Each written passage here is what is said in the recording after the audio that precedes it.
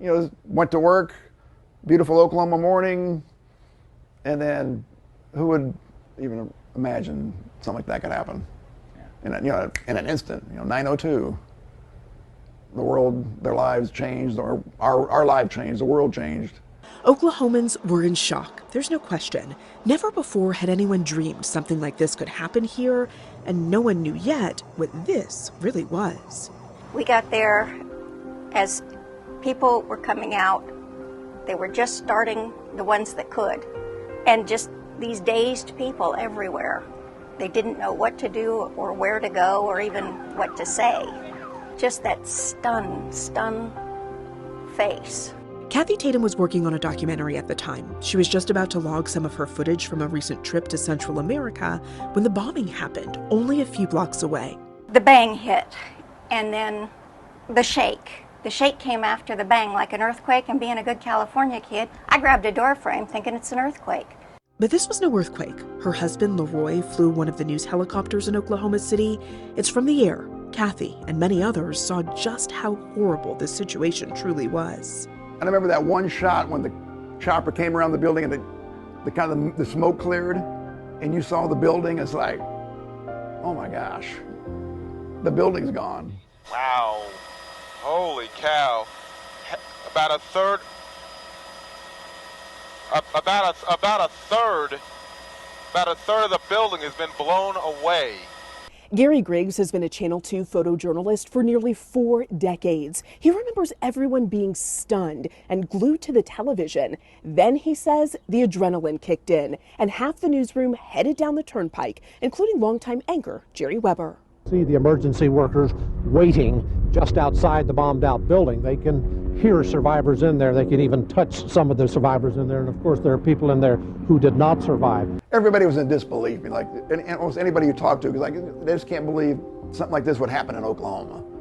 And as you looked up at that building, you're just thinking like, it's like something out of a movie. This can't happen here. We are seeing this for the first time. That some of the pictures might be shocking, but the wall's completely gone. Towers of rubble down below, and we are told that there is a need now for blood because of all the injuries. I mean, there aren't words. There really aren't words for what we're seeing, because you could see some people were actually, kind of bloody and injured, but it was like they didn't know it. I had been to war zones before. I'd been in places that you shouldn't go, and this was worse. As many as 60 to 70% of the buildings in downtown suffer from structural damage, and the effects of this blast have been felt a half-mile away. I can't express the feeling when you saw that building in person. You just couldn't believe it happened in our backyard. He wasn't alone. Everyone was having trouble believing what they were seeing with their eyes. You can't take it in. You simply can't. Your mind doesn't want to believe it. We may not have wanted to believe it, but it didn't change reality. We knew people had died. We knew people were hurt. And we knew people were trapped.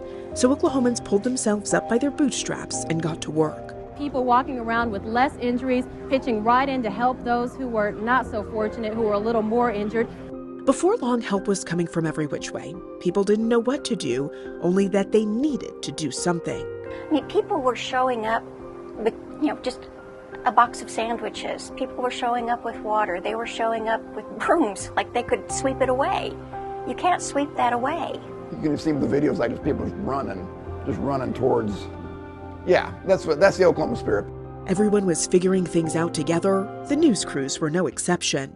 Yeah, there were cell phones in those days, but they came in a bag, and you had very few minutes. So it's not like you could be looking up on your phone and gathering information the way we can now. When I had a hard fact, I had a Sharpie, because everything was wet. Paper was wet, It's just a Sharpie on your hand at least would stay. We were having to makeshift edit machines and edit out of our vans, because there wasn't no laptops back then. So just the way we did things back then, I think back, wow, how do we do that?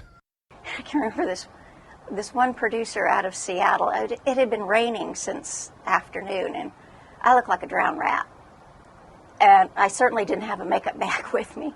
She was like, why don't you fix yourself up before your live shot? I said, that's burned in my brain. How could somebody ask that? My first thought is not, do I have lipstick and does my hair look good? It's, you want to know what's happening behind me, and what's happening is horror. Seeing that horror up close was hard. Even seasoned journalists had to take a moment at times. It truly was the worst thing I've ever seen in my life, and smelled. God, the smell. Anytime you cover something like that with kids involved, like, it's just, you know, it kind of hits you in the heart, hits you in the gut. The kids in the daycare center, that was like, I had family, I have kids, that was gut-wrenching. I will never comprehend the act. That somebody could deliberately know, I'm going to fill a truck full of stuff that's going to make a huge explosion and park it in a way that the babies are among the first to die. You know, you come back home, you're like, you give your kids a big hug because, you know, you go through something like that, and it makes you appreciate, you know, life, your family, kids. Everybody who experienced the horror, it never leaves them. And they're just somewhat victims too.